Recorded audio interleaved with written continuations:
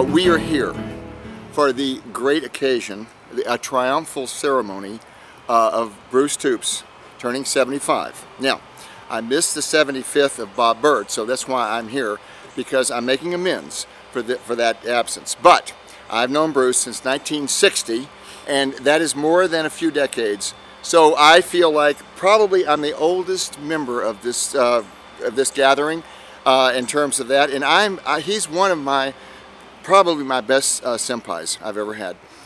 This is my best kohai, of course.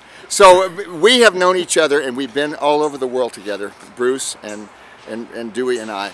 And the reason I wanted to say this is because Bruce got me out of a big jam back in '84, back in '83. We were together in the World Championships in Moscow, and our coach got ptomaine poisoning, and he had to have his appendix out.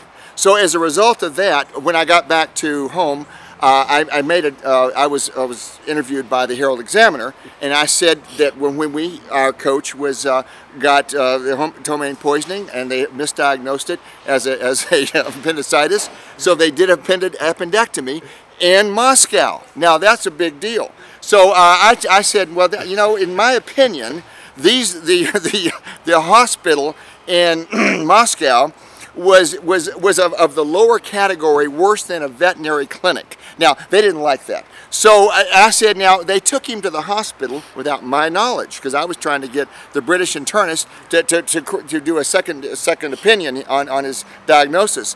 Well, by the time I got back, he had already taken him to the hospital, removed his appendix. So our translator comes to us in the middle of the day, says, everything is great. I said, what does that mean? He says, well, they just took his appendix out. I said, okay. So the next day, we go into the hospital, and we take and we said, now, how'd it go there,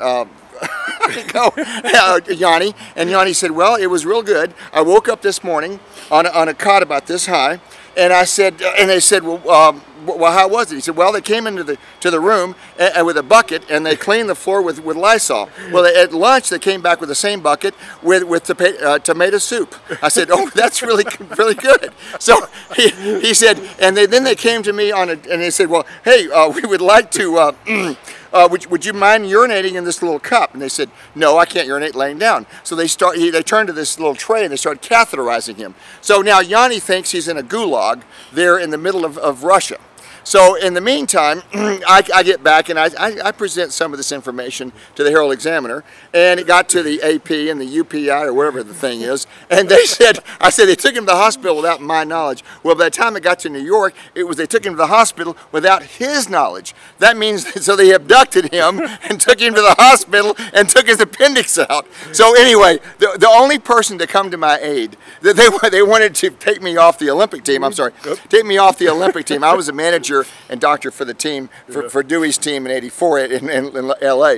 So they wanted to take me off the team, and Bruce, you are the one that stood by me and got me through that whole thing, and I owe you forever, and I'll never forget it. You're my greatest senpai in the entire world. I'll be your kohai forever since 1960, and I appreciate you so much. Now, I'm done. Now, Dewey, you give the rest of the story. You know, okay. Don't tell about the time you ran outside naked in Moscow, or the time we urinated on Red Square. Don't tell him that story. Okay, I won't tell. Don't tell that story. Hey, I'm Dewey, otherwise known as Jimmy's Ed McMahon. No, you were the sergeant of farms. I mean, really, nobody else can be the sergeant of farms. And I'm Onegri, which means never mind. I'm the other white meat. But go ahead, tell this story. I don't know why Jimmy was suspicious over there of those physicians in Moscow. They only told him they took Yanni's gizzard out. Yeah, right. But the time before,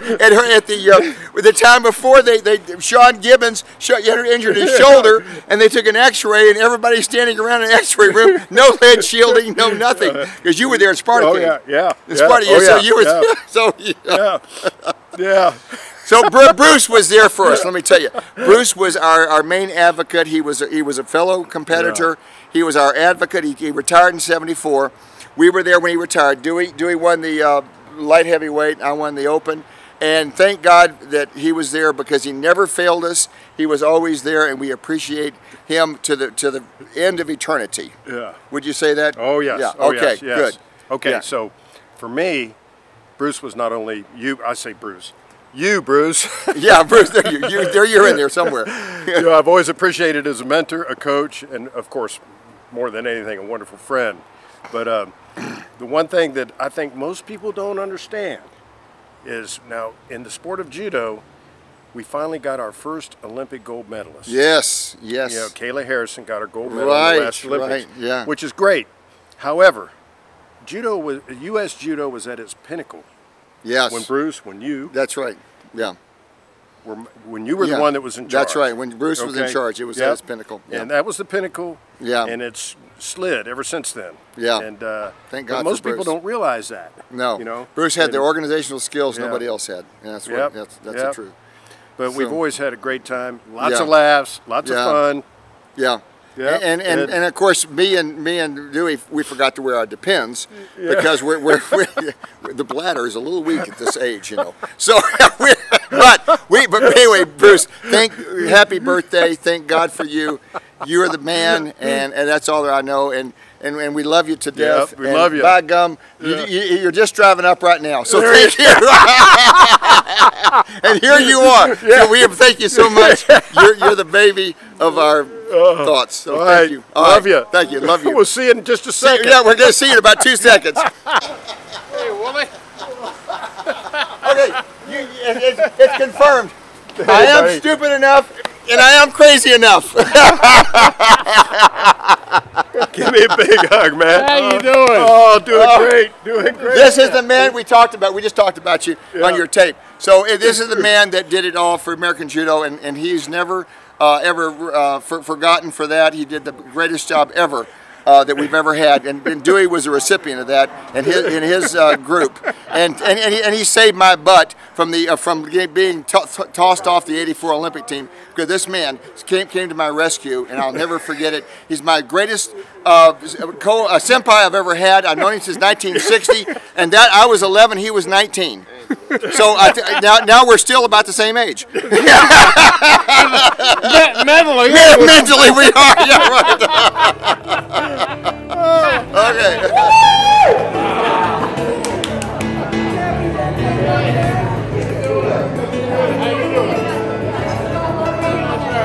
Get a lot more. Well, hello, everybody.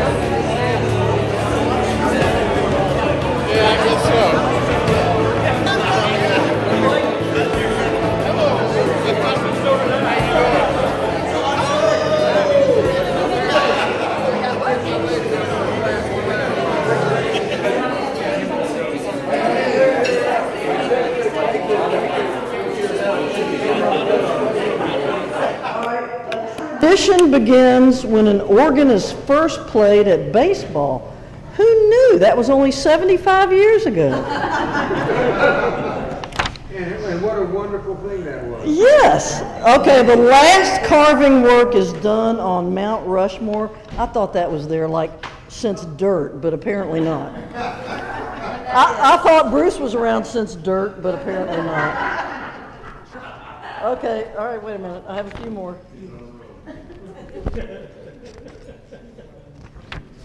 All right, wait, pay attention. All right, you're going to love this. M&M's plain chocolate candies was first introduced in 1941.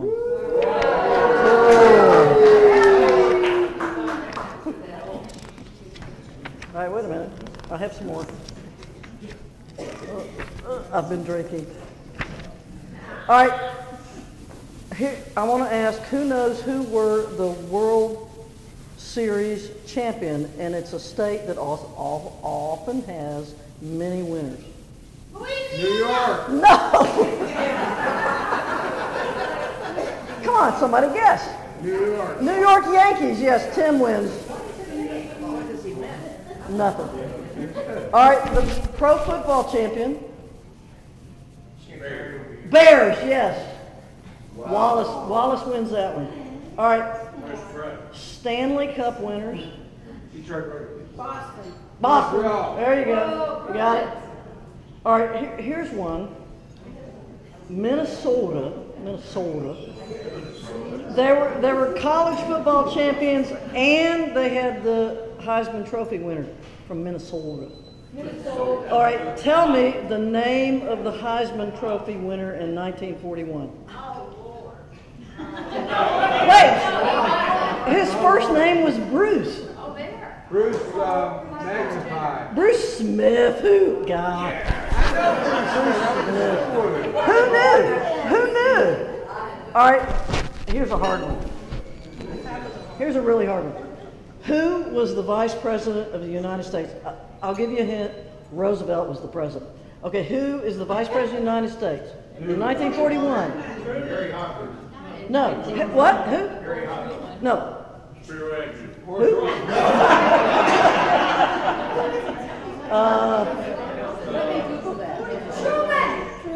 No. It was nobody you've ever heard of. It was Henry Wallace. Henry Wallace. All right, here's this. Bruce will know this. 1941. Go way back in time. Who was the Speaker of the House for the Representatives? Right, yes! Bruce is right. It was Sam Rayburn. All right, I'll tell you the life expectancy was 62.9 years. I'm glad Bruce has beat that.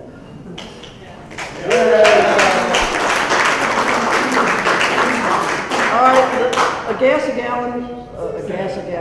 gallon of gas was 12 cents. Bruce could go to a movie for 30 cents, which he did every Saturday on Canal Street. Green Hornet. All right. A new car was $850. You could buy a house for $4,000. OMG. All right, celebrities other than Bruce. Celebrities born in 1941 other than Bruce. Bob, no. Really? It was not Bob. Bob Dylan. Bob Dylan? Bob Dylan. Chubby Checker. Okay. Joan Baez. Boring. Faye Dunaway. Neil Diamond. That was his song. Okay. Anne Margaret. Ooh, la, la, la, la. And Art Garfunkel. Boring. All right, let's see. The Chattanooga Choo-Choo. Did you know that Dale Evans and Roy Rogers were sitting on their porch one day, and they both had their feet up on the deck. And all of a sudden, you remember that I did say Chattanooga Choo-Choo by Glenn Miller was this year. Okay, so their feet were up on the railing, and all of a sudden, this big cat comes out and steals Roy Rogers' boots off of his feet. And Dale says, "Pardon me, Roy, is that the cat who chewed your new shoes?"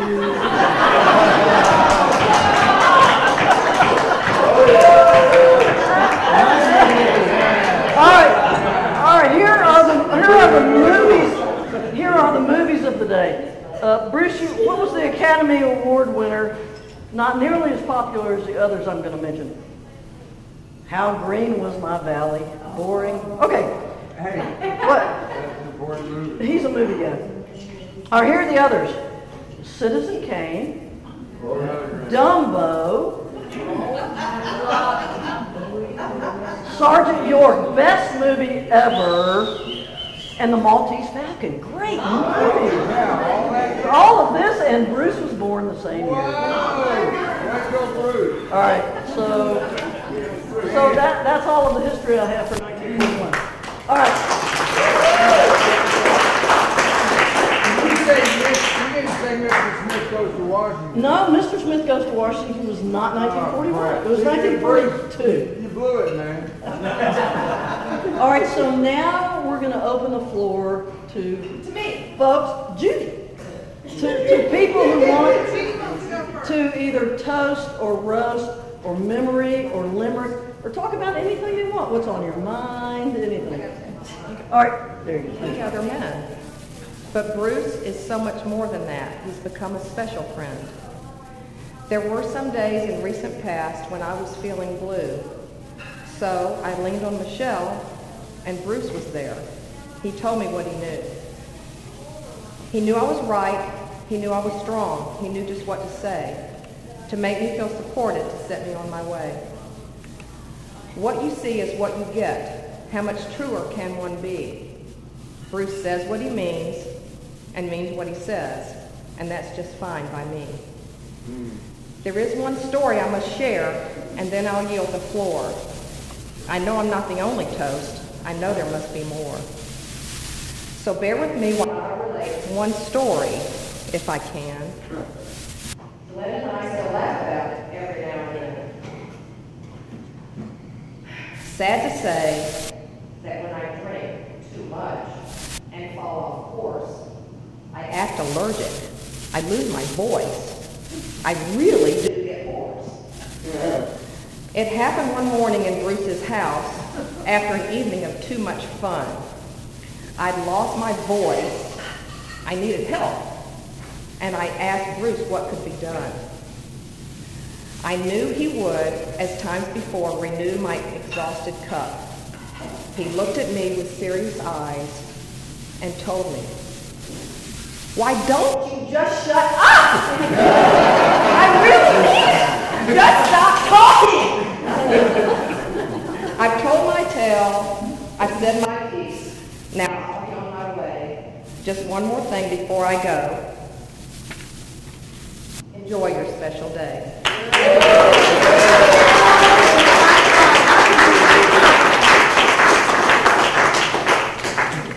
Oh my God.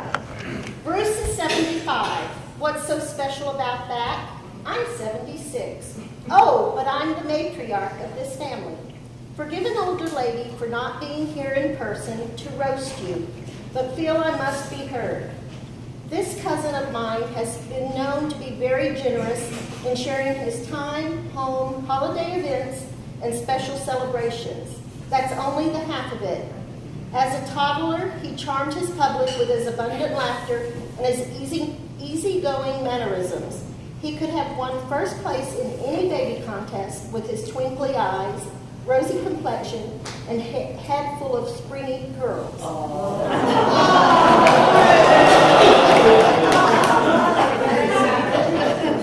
Yes, Bruce was a special youngster, just as he grew into an extra special friend, co-worker, companion, spouse, and relative. He was a guardian angel to our Uncle Eddie when my husband and I relocated to the Midwest. You must know Uncle Eddie was not the easiest grouch to contend with, but Bruce had a special patience. He volunteered to drive Eddie to the annual reunion for the Seabees, where Chief Eddie was well respected. He can fill in those details at another time. Although being a few hundred miles away, he and Michelle managed to handle Eddie's estate, literally cleaning out his house and preparing for a sale. Bruce, you are appreciated and much loved. Enjoy the special celebration with those sharing this today, and all who have had the pleasure and honor to know him are indeed blessed. Thinking of you with love, Carol.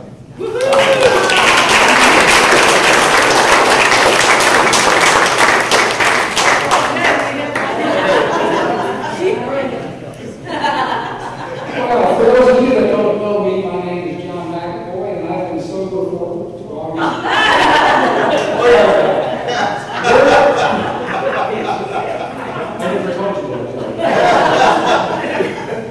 We have unfortunately only been privileged to know most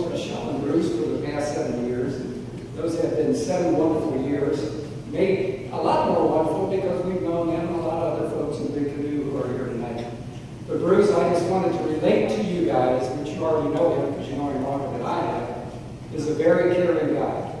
And I wanted to thank him personally and in public. I have recently had some health issues, and when Bruce found those out, he was one of the first ones to respond with not only the story of his life, but also giving me some guidance on how we're going forward. And for that, I will always be grateful to you, Bruce. Thank you very much.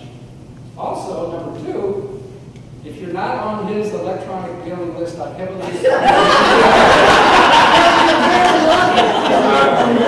I managed to make the cut early on, and I'm very happy that I did that. It gives me great pleasure when I crank up the computer every morning, because I know there's going to be something special waiting there for me. Especially the jokes that he sends, they're very much appreciated, and please keep them coming, Bruce. And now a toast, and really it's a wish. And I'm going to say, I think Bruce is the best hugger in the whole wide world.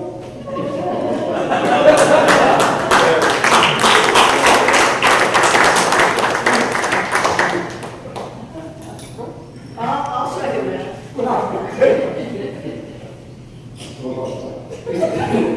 This is not only a toast, but it's a wish of Bruce. Bruce, here's to all of your todays, both here and in the after. May they be filled with fond memories, happiness, and plenty of laughter. Happy birthday, Bruce. Hey!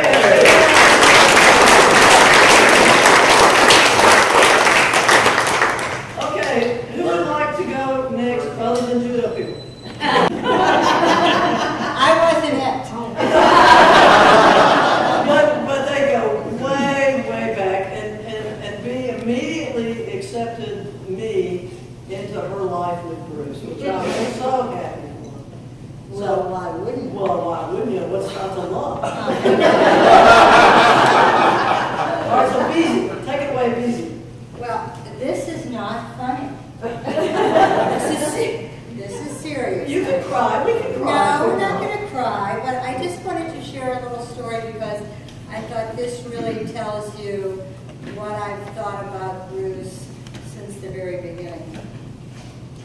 When my children were in their teens, and they were just babies. In fact, I had the second one when we moved here. But when they were in their teens, we were traveling to Europe. This is what we told them. If anything should ever happen to us on the trip, you're to call Bruce. He is our long-loved, long-trusted, forever friend. He will guide you through the crisis, and I assure you that he will take care of you and everything. We have complete confidence in him. Listen to him. Know that he loves all of us. Fortunately, he never had to deal with those two teams. We did. So I propose a toast to the man that I have loved since my early 30s, the man that everyone in this room loves.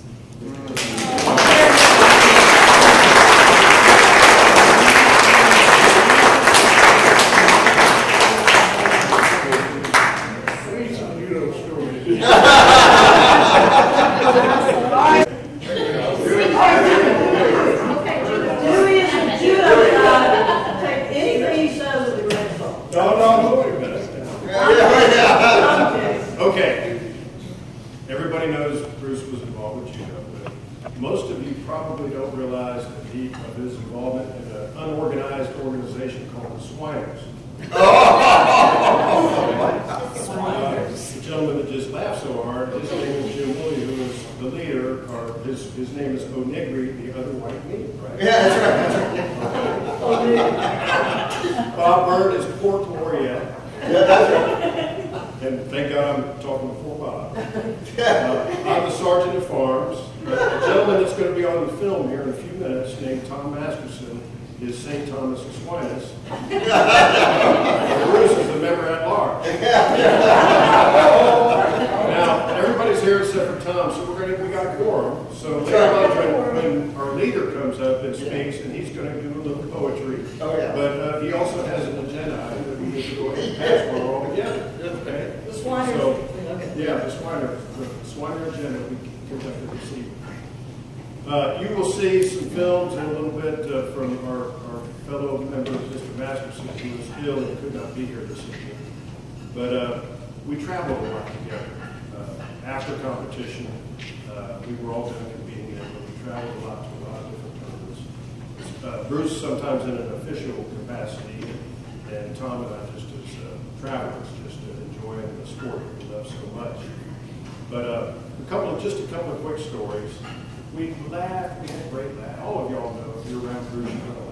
You're gonna have fun. Okay, so just a couple of stories. We went to a tournament in Osaka one time, it was the World Championships in Japan, and we got on a train and went about 45 miles outside of town. It took a long time, and we went to a shrine, a Buddhist shrine. And it was just a beautiful shrine. And so when you walk up to the shrine, they had all this information you could read about it. And so they had this little water trough there with a ladle. And that it was a Buddhist custom that if you washed your hands with that ladle, that it would be good luck to you. So anyway, Tom and I did that, and for some reason Bruce was reading or doing something else, and he came, and he grabbed that ladle and he says, I think we're supposed to drink this, right? and Tom and I started to say no, and then we went, no.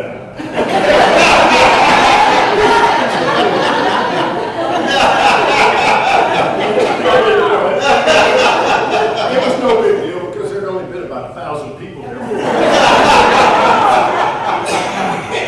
So we spent the rest of the day wondering whether Bruce was going to have the Asian version of one of them. I was the only one that did not get sick.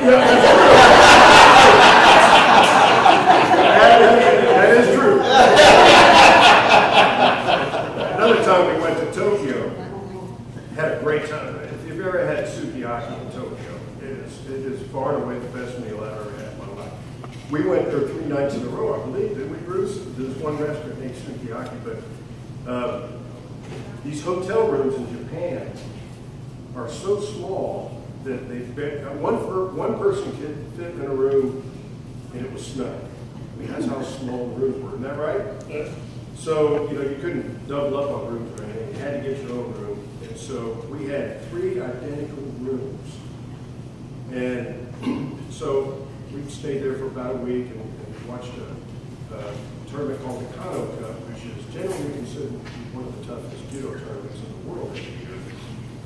But it came our time to leave, and we had this wonderful young, Oriental lady named Utako Tashimi, very petite, extremely polite young lady. I say young lady, she wasn't a young lady, but she was very dignified, very petite lady.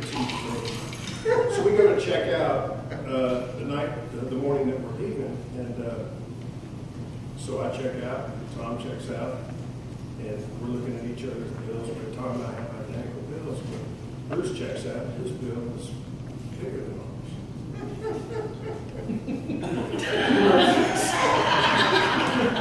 So anyway,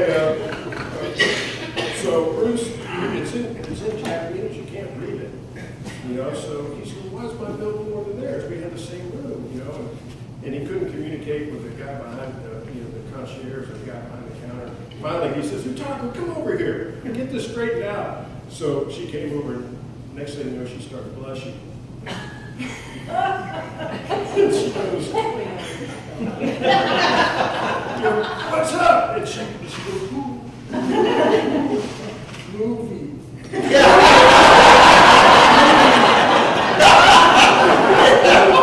And it wasn't Gone with the Wind. I was still young.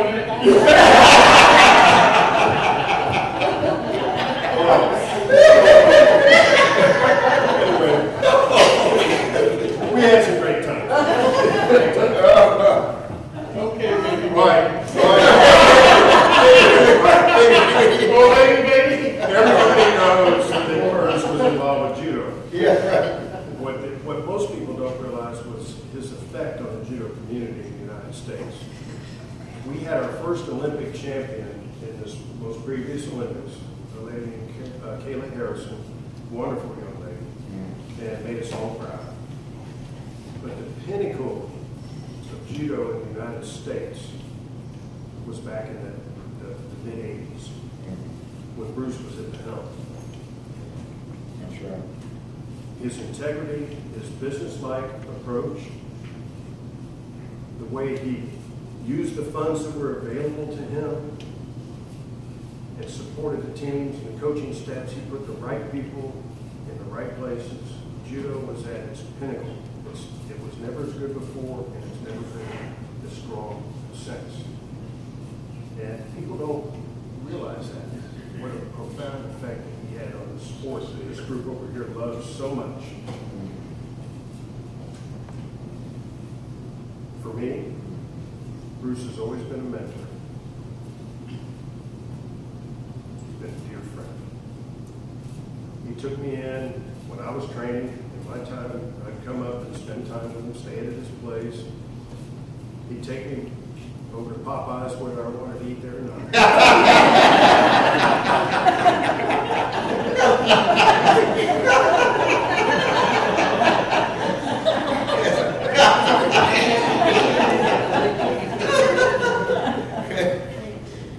We both enjoyed it. But some of you have already said it tonight.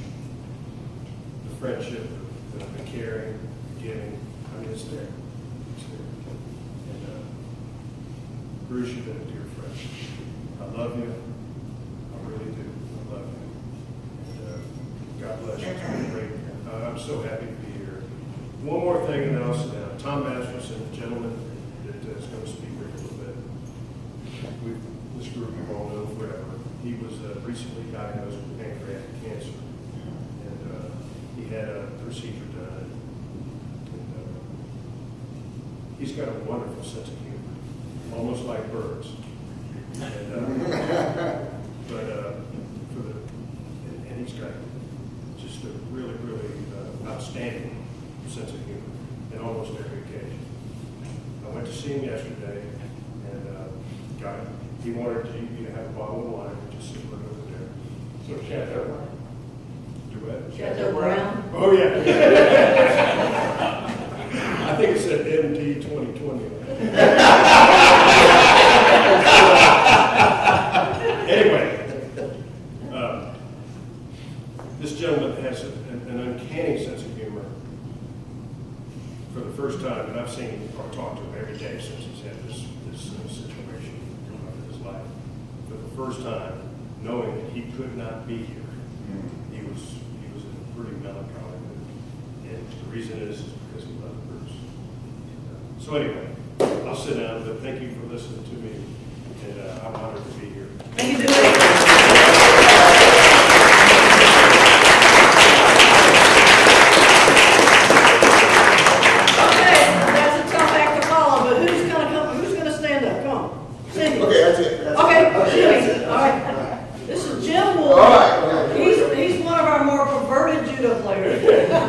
Yes, thank you. Okay, now, other than family members, I've known Bruce since 1960, okay? That was just after the last ice age. Bruce and I, while I was in Houston, he came down to train with us. I was 11, he was 18 or 19. And so I met him, and I was marveled at his skill and his prowess and his speed, timing, and technique. He was Boone Soviet.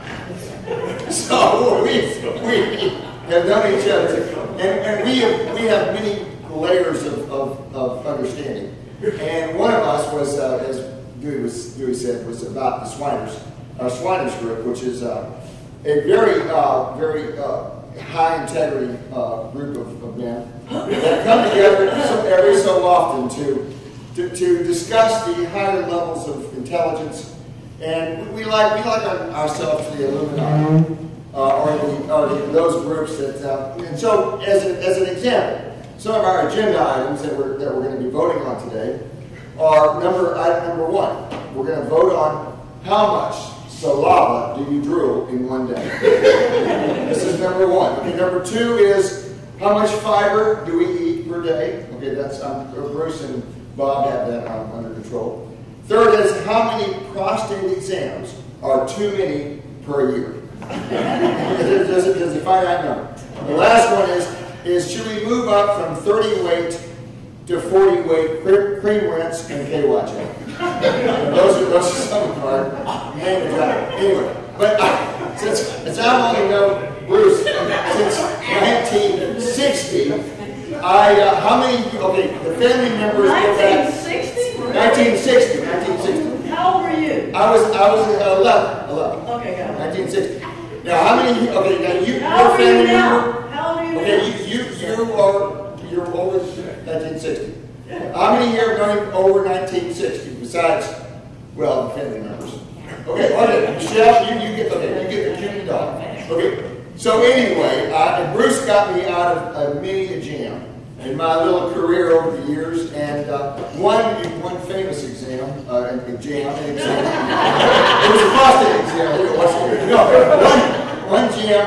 I was the manager for the '84 Olympic team, and so we had to take a team over to Moscow.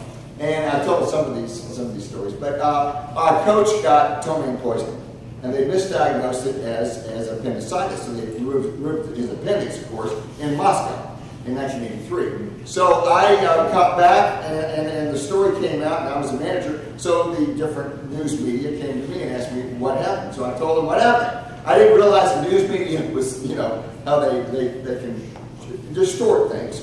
So they said, what happened? Well, I said, well, one day we went to the sport hall, and normally we had horse meat and potatoes and, sauerkraut and beets and root crops. And that's all I can grow over there when it's, at 20 below outside. So we said, okay. So the day before the competition, they bring out 10 plates of sardines. All right, sardines.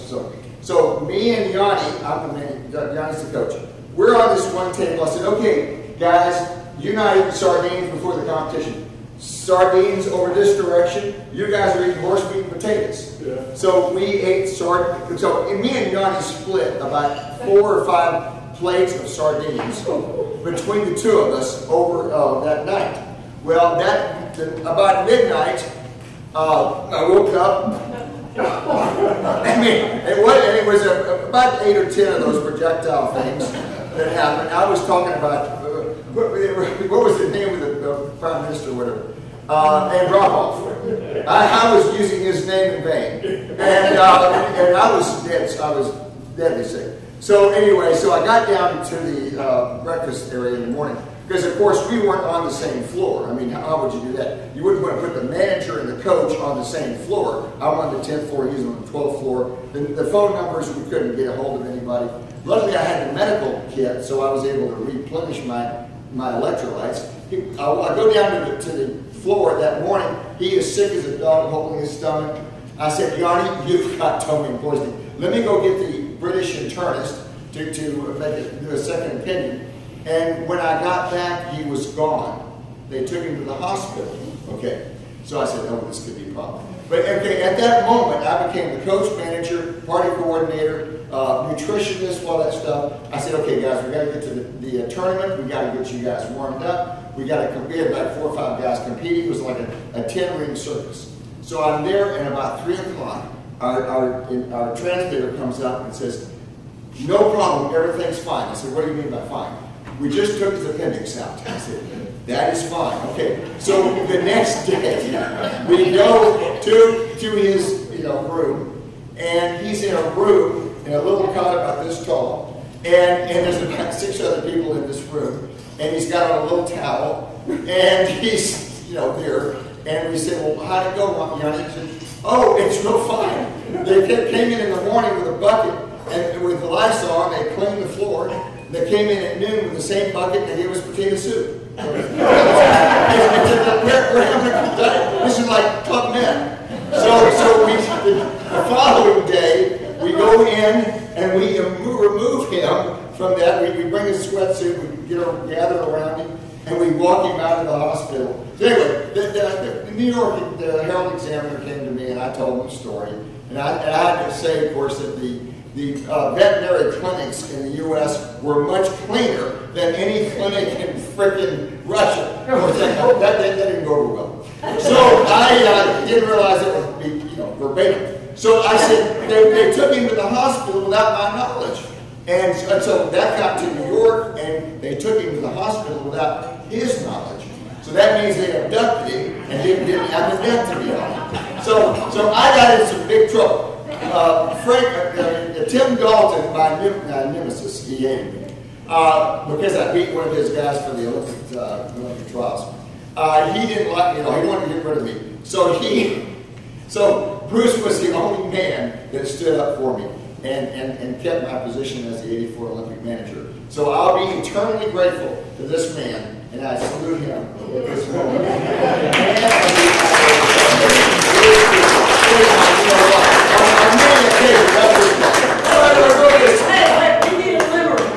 I wrote this very well. Of course, the limericks, besides, there was a man named Clyde who fell in a shithole and died. His younger brother fell in another, and now they're interred side by side. Besides that limerick, I couldn't find my other limerick, so I wrote this little poem. And it's very crude and very bad, but I still wrote it. Okay. 75 is a wonderful age, especially if you're called a sage. All enjoy your humor and wit, especially when you speak of butt and TIT. Okay, now it's amazing you've lived this long and you haven't given your last swan song. Because Fear and Loathing were your battle cry, and Hunter S. Thompson your only ally. I'm glad you've survived many trying years, and so we could experience many joys and tears. So, let's enjoy from day to day and not let paradise slip away.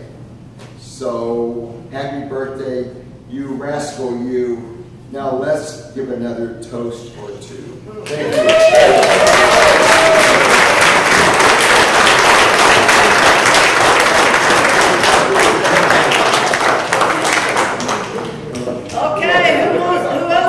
Statement conventions. The what? Statement. Okay, amount of forcing, it took us 3 months. Okay, first of all, if you don't know. Wait! Tina is Bruce's Bridge partner. Bridge wife. Bridge wife. Wife. Oh, you got it. Okay. And Michelle is not my wife. we tried. Bruce and I was too hard to live with. Okay, so Bruce and I about 2012, we got together, and I started out with 0.9, I think of a 1 point in bridge points or NPIs or whatever. And Bruce wasn't even a member. He didn't even want to join. He said, I'm not going to join that thing. ACBL, the American Bridge Association. I've got my favorite story, and I'm going to talk about that first. Okay, well, one of the things that I want to say about Bruce is that he just kind of automatically connected. He said, why don't we go down to Alpharetta Bridge Club and, just from time to time play that sanctioned bridge, sitting for master points and so forth. And so, we went down there and we started doing pretty good. And that summer, at the end of the summer, there was, I guess it was a national tournament. It was a regional tournament anyway. And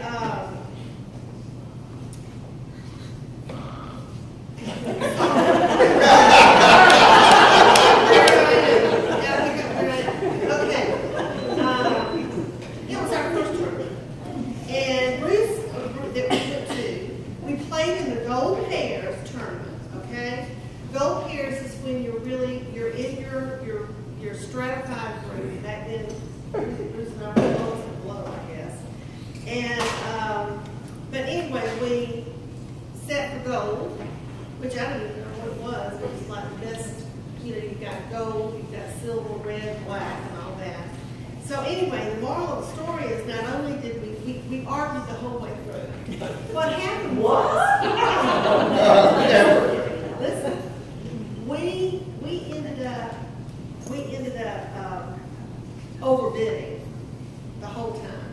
But what we were doing was stealing the bids because we were with other people who were less shy or more shy than us.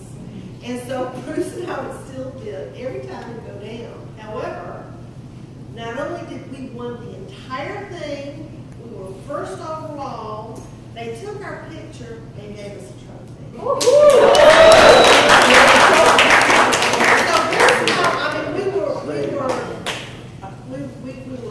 hooked. We were hooked in going to those tournaments because we thought we were Tom Diggity. Oh, you know, look at us. I mean, we're just like, who's who a bridge, and I had a whopping 5 points or whatever. And Bruce, let's see, we ended up getting 5 gold with that, and also red and some black, which is good. That's real good at bridge talk. And okay, Bruce is my best boyfriend, my BFF, if you all know what that means. I don't have a better boyfriend than Bruce. Bruce is my boyfriend. And I can tell him anything without judgment. I can tell him absolutely anything, and I know he would never tell another soul. There isn't a finer person in my circle of friends. We are bonded for life. Okay, now I'm going to tell my favorite story. Okay. Bruce and I decided that we were going to play in the Open at Alpharetta Bridge Club.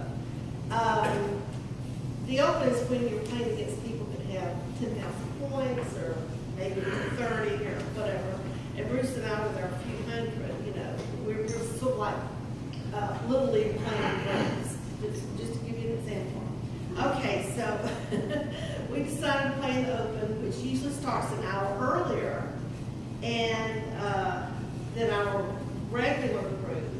So the moral of the story is I forgot about the hour earlier.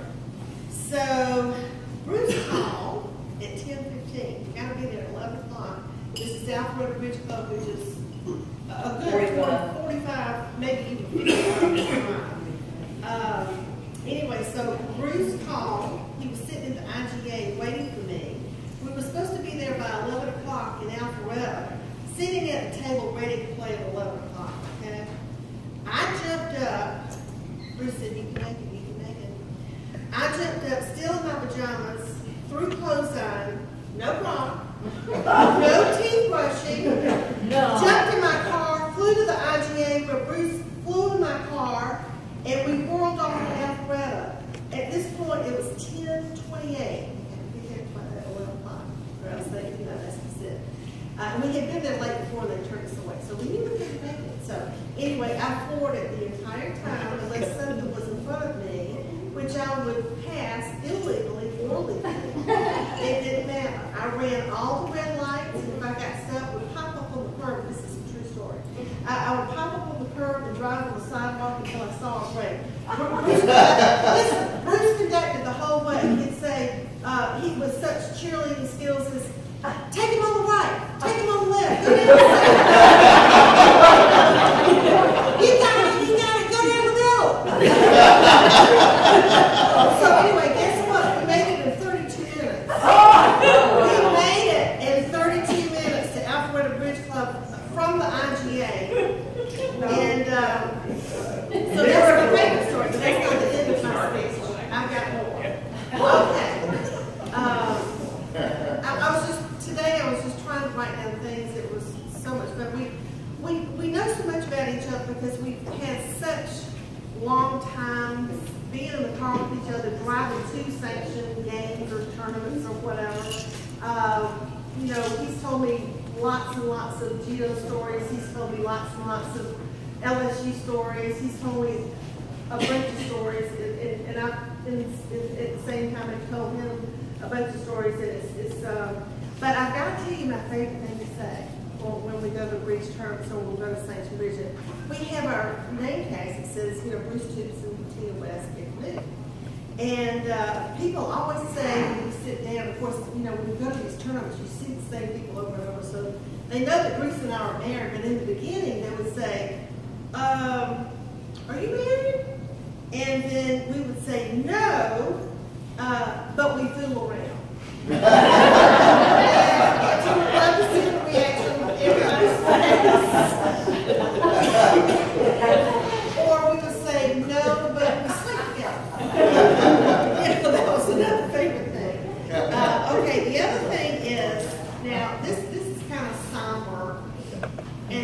knows I don't like this. But anyway, this has been going on for 4 years, and he's talked less about it because he knows I don't like to talk about it.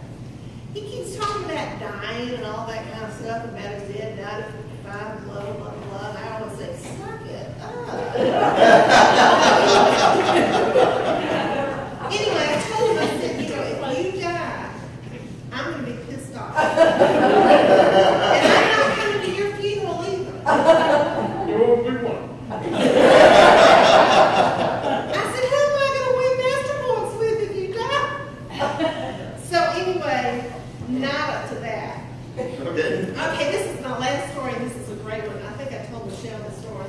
We were playing in the national tournaments. In 2013, Atlanta hosted the national bridge tournament. And it's one of those where you have to qualify and all that kind of stuff. And anyway, so Bruce and I went. We've been playing probably competitively about 2 years. And we probably had a big ego, even though we shouldn't have. But anyway, so we sat down and we were playing in the Open. Again, they could have 30,000 points. I mean, ain't no telling. So anyway, Bruce and I, we can handle anybody. So we sit down and Bruce probably knows the story. We're sitting down with these people from New York. And they were very, Bruce and I are really friendly. We're from the South. And, these people are from New York and they're condescending and, assholes. Excuse me, everybody from the North. Hey. I'm married to Yankee. I'm a Yankee. Wait, your husband is from New York.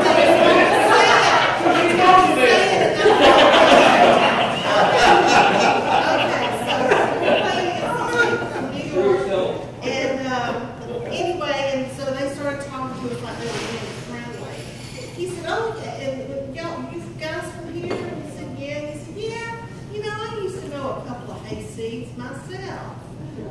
And we started off the conversation. I don't think Bruce heard that, but there was more to it than that. But anyway, the moral of this story is Bruce and I played probably the best hand of our life.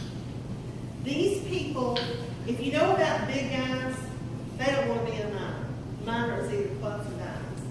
They'd rather die than play slam in a minor. You don't play slam in a minor. It's got to be either a no truck or a major. Well, my particular hand, I think I opened, and for all of these people that don't know bridge, I'll try to simplify it a little bit. But the moral of the story is Bruce kind of got aggressive at the end. We ended up bidding slam, and we shouldn't have. We made it, and the cheat sheet says we shouldn't have. But anyway, afterwards, they'd already called the direct runs twice.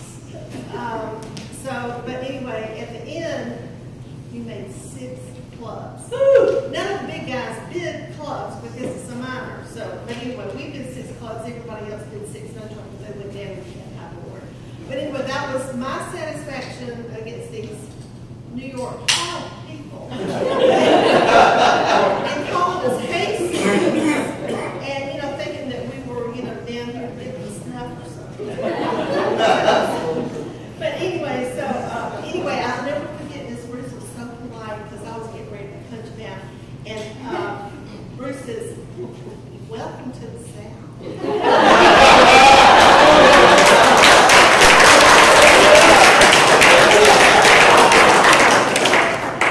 This is a little bit more about, the bid. We proceeded to bid both sides aggressively because, when you play with the big guys, they bid whether they have 2 points or 20. And I'm sure we were a bit unorthodox, so they probably didn't know what the hell we were doing. And because we were not open players, they were furious and said that we should not have played it in no trump. His partner said, I had the ace and king of spades and I was the limit, so they would have been down 2 right off the bat. I went, yay.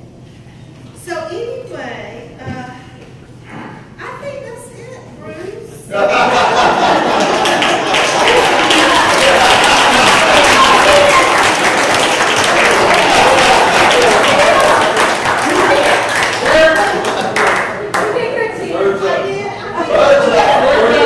Birds up.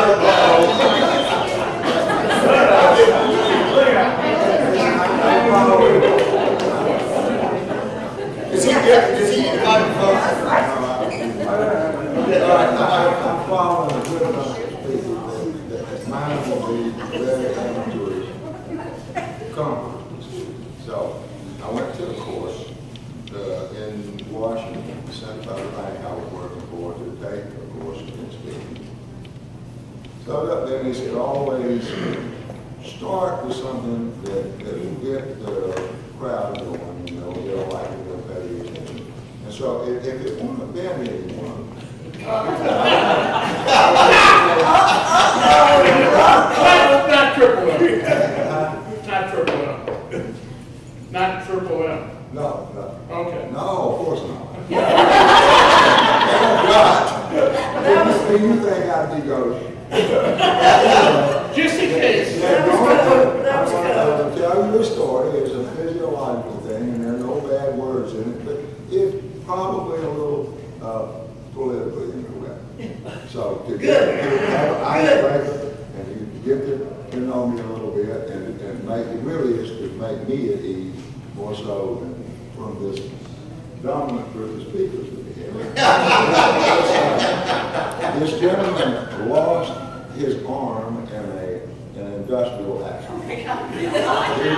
He was quite sad, distraught, thought his life was over. Figured, well, you know, no reason to go on. He was single, and I think how would he even be here? So he climbs up on the building, and he's going to jump off. Louder, louder. He climbs up on the building, and he was going to jump off the building because he felt like his life was over. And he looks down to make sure he wasn't going to land anybody. He sees this guy coming down the street, got no arms. And he said, well, wait a minute. He said, maybe it's not that bad after all. He said, that guy's got no arms. He's happy, he's dancing. He said, I'll go talk to him. So he gets down, climbs down, and goes outside and meets him. He says, sir, I want to thank you. You saved my life. He said, I was so distraught and so upset about losing my arm, I was going to take my life. He says, but I saw you happy. And he said, happy? He said, I'm miserable. He said, well, why are you dancing down the street? He said, dancing? He said, I was trying to scratch my testicles.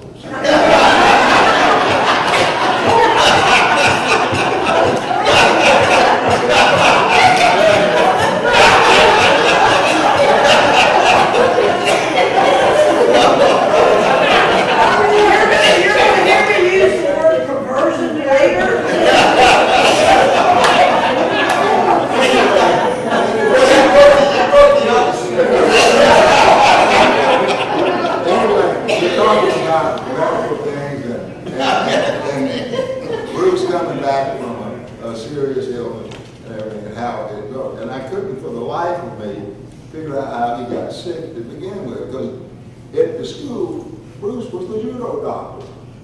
He diagnosed ills, dispensed prescription, he could follow it. He would give you what you needed to do to cure a headache, make pain go away, and it was usually in multiple amounts. You eat 1/2 of a mound for a headache, and your headache will go away. So if they were down in the dumps and all, he would prescribe chocolate. And Bruce liked chocolate. We all grew to like it as well. And he wouldn't give you a large dose, never more than 5 or 6 mounds. So we found that to be a very refreshing form of medicine. And he also specialized in English. We had a guy whose name I shan't mention, but his initials were Phil Boone. And he had the beginning of a cauliflower ear. So Bruce says to Boone, I'm going to have to call Bird in on this consultation. That we can come up with something that you will like. So we took an old piece of map, an old piece of resin about that big, cut around, chop out a hole in the middle, and put it over his ear, like an ear guard. And then Bruce took, that wasn't so bad. Bruce took a roll of masking tape. No, duct tape, that was great stuff. We're not getting the audio here, you need to hold the thing. Think of it as your penis.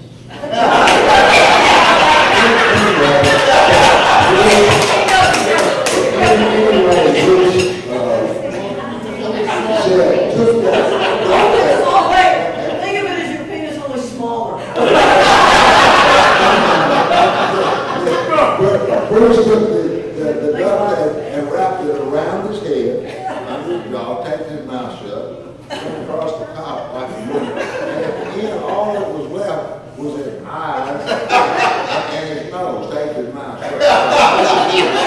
And he went home about home and came back to practice 2 days later with it still intact. It was some humorous things that happened down there. And Bruce decided that, along with this judo responsibility he had, that we needed to do some stuff that was not so solid. So we found the basket and bronze, and he went in to concoct Dr. Toups' special chocolate trash can. We went in and they made the biggest thing they made was the quartz. It was the shape. Yeah, it was gout. The biggest thing they made, the shape thing, was the quartz. And Bruce said, I can't be a small container like that. He said, what do you have? What's the biggest container you have that you have? He asked me, and that's what I got from there. He said, we have 3 of the gallon containers, you know, in shape. Yeah, and I and Manny. And we went in there and he said, if you don't drink that, you don't have to pay for it. He tried to talk it out of it. Bruce said, you just mix the shake. So we ran and of course we got them free. And we would go on occasion and have a chocolate trash can. So we had healthy appetites. Now, you don't hear that time, Bruce did. And all the wonderful, all the, did I lose the mic? That's better. We're working it out. Huh? He can hear it. He can't hear it. Y'all can. We're trying to figure it out. Go ahead. I'll just speak up. Can you hear me? Yeah. All right. I hear the kindness of this fine man and all the wonderful things he's done for people. And every word of it is true. There's a flip side to Bruce. Bruce was a fierce competitor. He would rip your head off and throw it at your dying body. So this kind man we talked about had a side in him being awfully skillful, and he did guide the U.S. Bureau to where it went, but was a formidable foe. And the people that you see here at the table, we dominated the Southeast back then, and we fought each other around, and you don't even remember the others hardly. This is what's left of what we did and the fun we had. So, in order to really understand the camaraderie and some of the things that took place in memorable events, we used to have a 5-man team, and we go to tournaments. It was Larry, and there was Bruce, there was me, George Flanagan, and Bill Miller. And we would go to fight in 5-man teams and have a good time. But we would check into a double hotel room, 2 beds, and there's 5 of us. So somebody's got to sleep on the floor. Who's it going to be? The loser of the pillow fight, of course. we would go into the room, lock the door, pull the drapes, clad ourselves appropriately for the fight. You had to be in uniform of some sort. You had to be something that made you recognizable in there and have the pillow fight. So we were down in Jacksonville, a lovely motel, right by the pool. We pulled the drapes and the pillow fight ensued. Balkan. I would get Bruce was clad in a lampshade. I was some t-shirt or shorts or something, but we were in there, and the pillow fight was no joke. Now, this was about as serious as the competition we were going to the next day. You had to be beaten to the ground and to lose. And you also had to be able, if you weren't fast enough for a pillow, you had to get one somewhere or another. So some really good fighting took place. So we're in there just amazing. We all had pillows, and we had beaten Balkan to the ground. he didn't give up. We returned to each other, and there was. And Larry crawled across the room on the floor unnoticed. We're in there raising cane, and takes the drapes and well, everybody's out at the pool. We look out, and people are looking in through this big plate glass window to 4 perverts speaking with these pillows. That's some of the kind of things that went on. But Bruce is a highly competitive, over and over. And Bruce loses a decision, and someone that was there, you go to shake his hand, you slap it. That's you, not me. Anyway, so that was just some funny story that things that we did came up with. But one of the other stories that rather humorous, Michelle and I were driving to North Little Rock. It's not true. We all worked for a living. It was 10:30 at night before we could all get together, and we got in the car to head from Little Rock to weigh in by 9 o'clock the next morning to fight in the tournament that day. So we had a radar detector in the front, a radar detector in the back, not knowing that they canceled each other out. We thought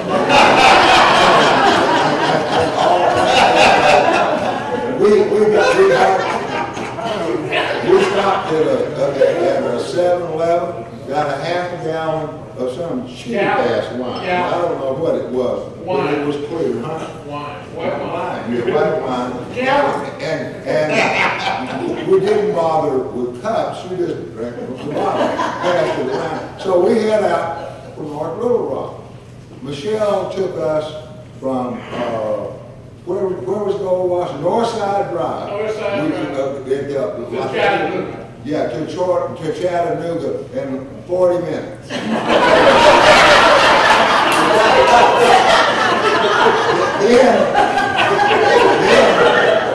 Then it was my turn to drive, and we went through Mountain Road, headed over that way. But make a long story short, we were having breakfast in North Little Rock at 6 o'clock the next morning. we figured it out, we averaged like 95 or something like that. I mean, it was just dead before go, made weigh-ins and fall. If you weren't it wasn't. This is too true. easy. We drank the gallon, the 3 of us. George was with us. Yeah. Yeah, George was with us. There was 4 of us, but George didn't drink much. He was serious. George actually cared. But when I go back to the kindness, and it didn't really matter who you were. When I mentioned Phil Boone, Phil was not the brightest bulb in the chandelier, and he moved from Augusta. He moved from Augusta to train with us. Well, he moved with nothing. He came in with nothing. And Bruce got him a job with Jerry Goldwasser down at Atlantic Envelope, and got him into to the workforce. We found him an apartment that was very inexpensive, that he could handle. I had a lot of furniture. We were consolidating. We moved from back into Atlanta, my wife and I, and we gave him a sleep sofa and a kitchenette and all the utensils and stuff. And we set Boone up in housekeeping, and he didn't have to spend a penny. We made his good faith effort to come and train with us as painless as we possibly could. Bruce took him aside, sent him to the grocery store, told him what to buy, made him maple sandwiches while he watched, labeled them Monday, Tuesday, Wednesday, and said to Boone, I'll help you get on your feet, we will get you some money saved, and you can start a new life and be somebody. So it was working, going along real well. Bruce opened him a bank account, picked the bank book, Boone came to see him, Bruce put the money in and come in. Well, Boone got $375 a head, and that was back in, what, 70 or 71, something like that, and it wasn't a bad deal at all. So he all of a sudden felt particularly prosperous and decided he was going to buy a used Volkswagen. We put him on a public line, so and his bank account was growing at a couple $100 a month. And he hadn't been there long, he was doing well. And he'd really been on his feet. So he comes in and tells Bruce, look, I want to buy a car. And Bruce said, you can't afford a car. You have to get an estimate. You've got to be able to weather some hard times. He said, no, I want to buy a car. So Bruce said, no. So this goes on for a while. So finally, one day, I was there, Bruce was there, Boone came in and said to Bruce, he said, you know, I know how much money I have. He said, I want it, and I want to take care of it. And Bruce said, no, Boone, you will be destitute again almost immediately. He said, well, why can't I have my money? And Bruce said, because you don't know how to handle it, and you cannot take care of yourself. And so Boone says to Bruce, well, what's in it for you, fat man? Bruce took Boone by the collar, walked him over the door, threw him down the concrete steps that I had poured, you know, when we went to school. He bounced about twice, and he threw his book after his checkbook and told him, I'm done with you, don't follow me anymore about your miserable condition. And so Boone says, what did I do? And so all of his humanitarian things that he's done, and the people that have helped, it didn't all take, but he did give it the best effort. And I mean, I love the guy. Everybody loves the guy. How can you not? It's just, we've talked about business far more than we have zero, and we live the zero part of it. He's helped me with some investments, get myself on my feet and things like that. And my life would be far less enjoyable if it were not. Thank you, Bob.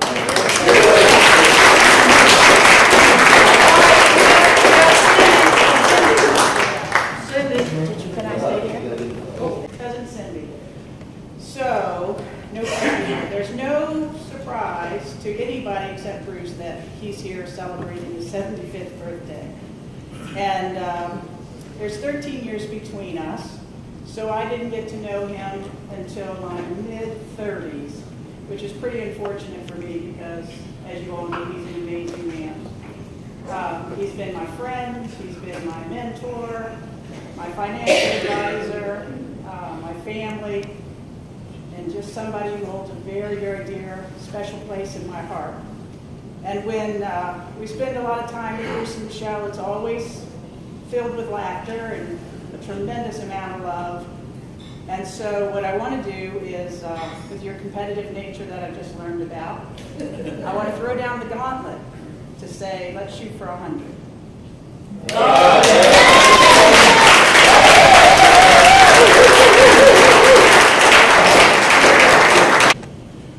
Talking about the mentor, there are a bunch of nieces and nephews out here.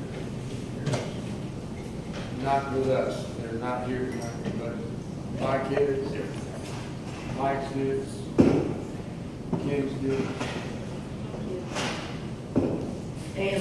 and his kids, that have all been instructed and mentored and guided by Bruce's knowledge and expertise in various, multiple issues, whatever these kids are getting involved in.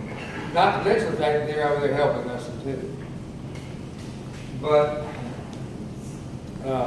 it all, Bruce was the guy that managed the kids' table. He was the adult at the kids' table.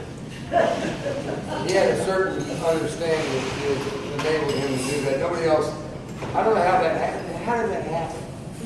You just happened, were you just a volunteer? He was the head kid. That was, you know, Grandma's house, we're all there for dinner, and it's, you know, it's Christmas or Thanksgiving, and the big table of all the kids, but Bruce was there to keep order. But he also was there for all those kids to provide guidance and direction and help them understand what they were doing in their approach to whatever direction they were trying to go in. So I just want to thank Bruce for being there for all these kids and for ourselves as well, and your ability to do that. Thanks, Tim. That's going to be a great segue into one of our videos. That's a great segue into one of our videos. Okay, who else? Lynn? Okay. Jonathan. Jonathan is second cousin to Toups. So I don't have any particular story or anything that I wanted to share, but I just want to piggyback off what everybody else was saying and just say, mainly just thank you for being such a supportive person in my life, whether it's been from supporting me through my college adventures and most recently just graduated from LSU, so he came on down to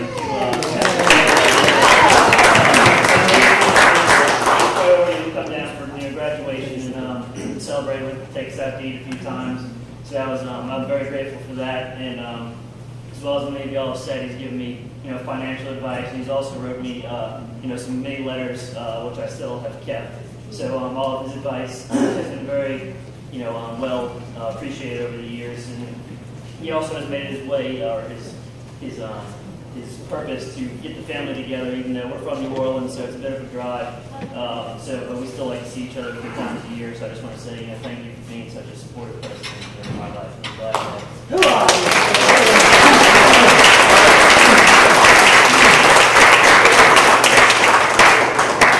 Lynn, did you have something? I have a limerick. A limerick? Oh, good. Oh, yeah. Well, I tell you, I knew she was coming. Yeah, we had to work this out. Well, when Michelle said that you had to do a limerick, it was like, okay, what's a limerick? So I had to go look it up, Google it, and find out that, okay, you had 3 lines that rhymed and then 2 lines that rhymed. So here goes. I'm not a poet at all. This fellow named Bruce is one of a kind. He's a special person, a real good find. Always willing to share without any care. I only wish I had half his mind. All right.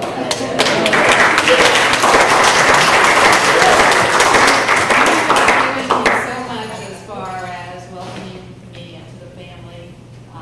And I want to thank you, and I want to thank you for molding my political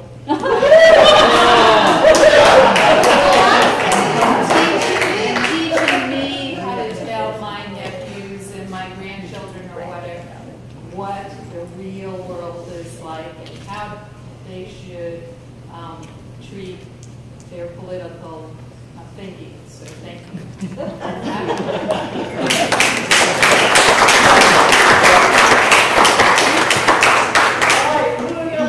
Balkan. Larry Balkan has known Bruce forever. He's the guy who drew the blinds. So everybody at the Holiday Inn pool could see all these men in their underwear with a pillow fight. There was one to that story. Give me your dick here.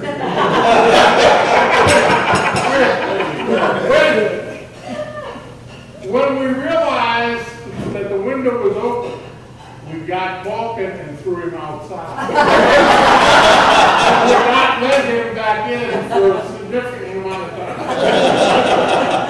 2 hours out in the cold with no clothes on. That's the man. Yeah. This is a real love fest for Bruce. Everybody knows why we're here. Bruce is the greatest, we all know that and everything. But let me verify some of Bobby's stories on our good friend Bill Booth. They're called Boone stories. Now, give you an idea, Boone's not a rocket scientist, and I can assure you that because I really am a rocket scientist. So, Boone, I have not heard from Boone in 14 years. Get a phone call at 3 o'clock in the morning. What are you doing? I am absolutely. I wake up, hello? He says, ball cap. I said, Boone? He says, what do you want? He says, what do you know about the price of gold? I haven't heard of this guy. He doesn't even know what gold is. He calls in the middle of the night and does stuff like that. But the good side about Bruce, he can help cure, as he was the judo doctor, whatever, Boone smoked. And Bruce has a real thing against smoking. So, we were down and going to a tournament. Was it New Orleans? Yeah. Okay. We're down there. Weather's getting really cold. Boone's smoking. He stinks up the car and everything. Bruce grabs him, throws him on the car. We got a station wagon. He starts driving away. Boone runs, takes a running start, jumps on top of the station wagon. We go 2 exits down Route 10. Okay, have you ever peeled somebody out from underneath by finger by finger by finger by finger? Boone stopped smoking for the rest of that time. Thanks to Bruce, yeah, you gave it a shot. I'm not sure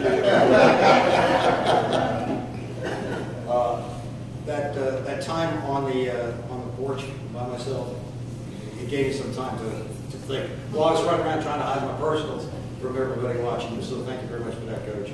These are all disjointed thoughts that I came up with. I can remember Bruce and I rolling around in Alabama at 4 o'clock in the morning in a Dunkin' Donuts parking lot on the ground, on the driveway, stuffing cream donuts in one another's ears.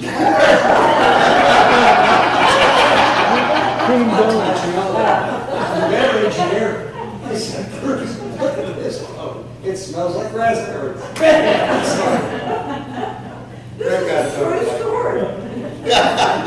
One of my outstanding memories, and most of the judo guys here know it. Most of the stuff in judo is rated by, you have a rank, you have a ranking system, white rank. And Bruce spent one year of his life bringing me up from a lower rank to my first rank, black belt. But I never realized anything was important until one day he said to me, he said, Balkan, and I can remember distinctly, he said, Balkan, I've never met anybody who wins more matches and knows less judo than you do. I realized I made it. I made this crap. I got it really bad. Bruce did that, and he's done it for so many people, and it's just great. Now, my new wife, 3 weeks? 3 weeks, one day.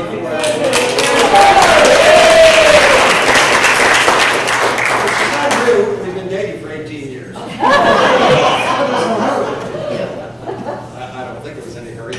But when I think the first week she had met Bruce, Bruce had stepped on her foot, on her big toenail, with the heel of the shoe.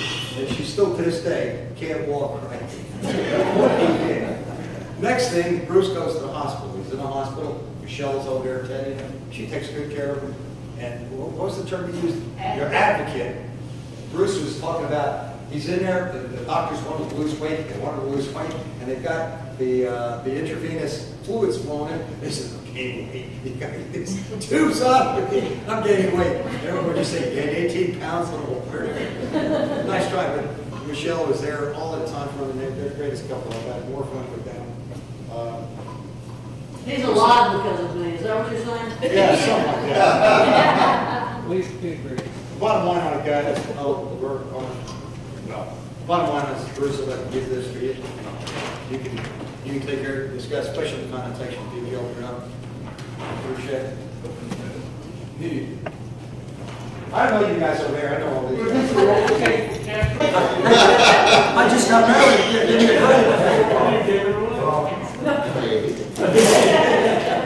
And if Bobby Bird tells a story, it's true. Most of the time.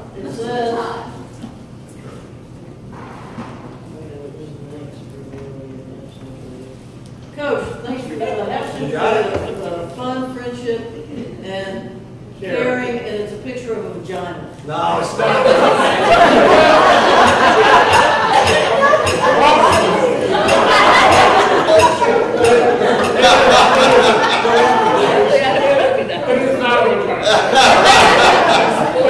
What it is Balkan's signature logo. He's known as Bullet Butt.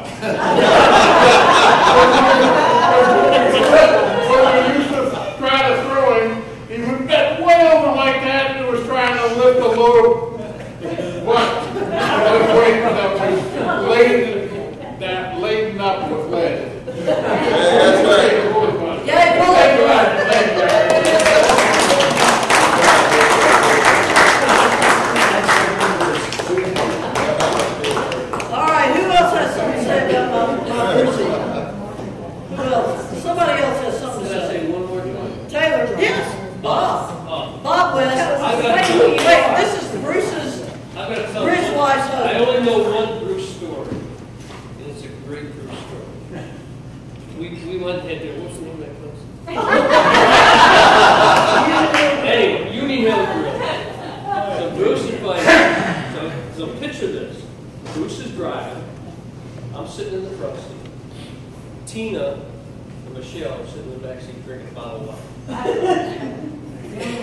And I'm having a beer, Blue Moon. So Bruce is going down. We're going down. I don't know if you know some of you people who live around here. We were going down 372, right? Two-lane highway. Yeah, 372. So his name was two-lane highway. And Bruce is driving maybe Too fast. 90 miles an hour. Yeah. Oh, he was driving 70. And if you get to, when you get to Bull Point, Bill, New Bullpen Road. what's it called? Bullpen. Bullpen Road. You don't turn right; it goes way back. So you It's a very cute angle. So we're driving along, and Michelle all of a sudden screams from the back seat, "Bruce, turn right!" He slams on the brakes. He didn't have a prayer of making that turn. He made it. He's that hero. Maybe your voice.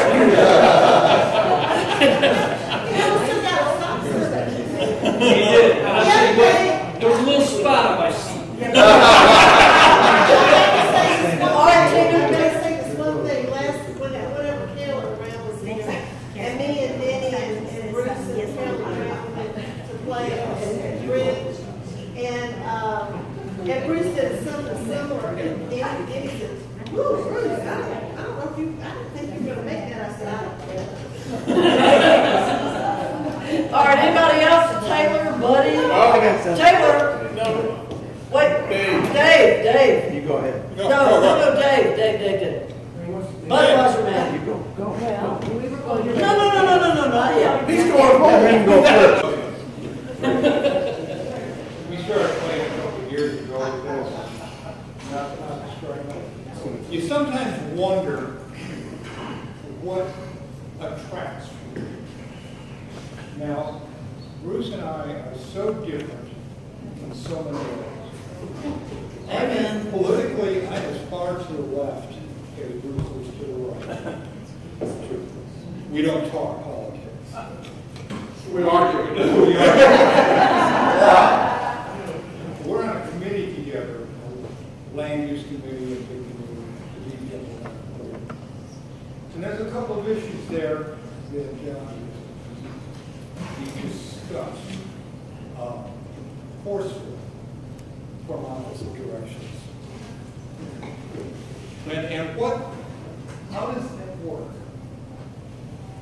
And I'm reminded of a book that I read 20 years ago. Author Sam King said, "Friendship. I like you, you like me.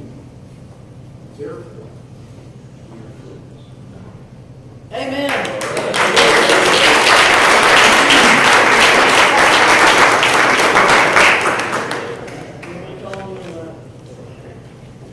This is my eldest brother, Buddy. Yeah, and I just want to say, who knew? You think you know somebody. I mean, but you have family friends, you have judo friends, you have social friends, you have drinking friends. You know them the way you know them. Usually you have to find out all these things at their funerals.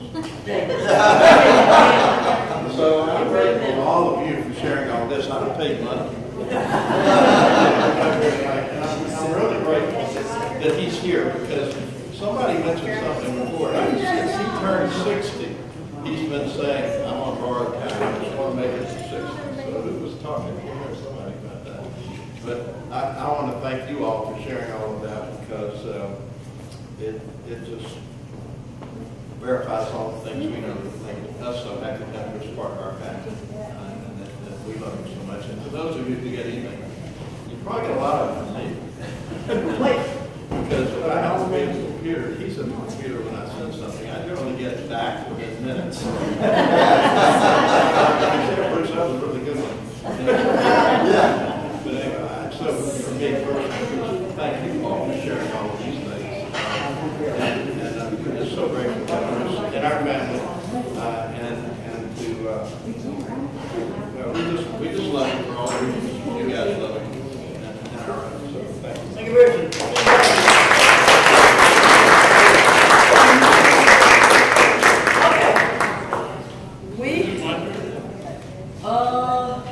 This gentleman. That was just something on the video. Well, here's what's going to happen. I was a Dave little gonna late. say something? John is going to start. Dave was going to say something. Yeah, it's okay. Go ahead. Dave. Hey, Dave, go. Come on, Dave, get up. Wait, here's what's going to, we have John setting up, there's 4 videos from people who could not attend, who are near and dear friends who are going to speak on the video. So while John gets that going, Dave, go ahead. Yes, buddy? After tonight, if I ever come back, I want to be a judo person.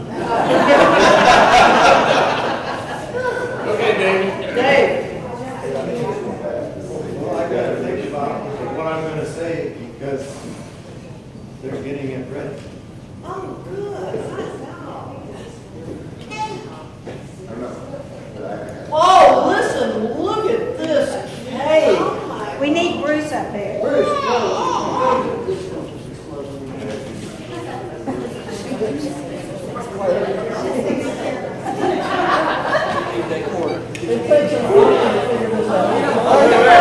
Roman candle. All right.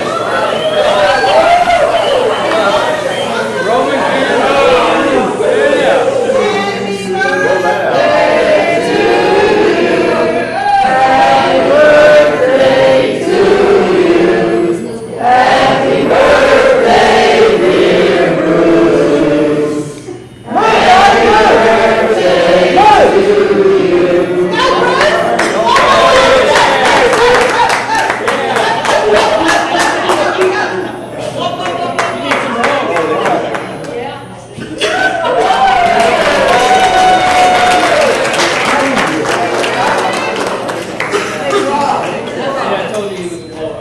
Hi, I'm Norman Berger. I've written this out a little bit because they didn't want to leave anything out.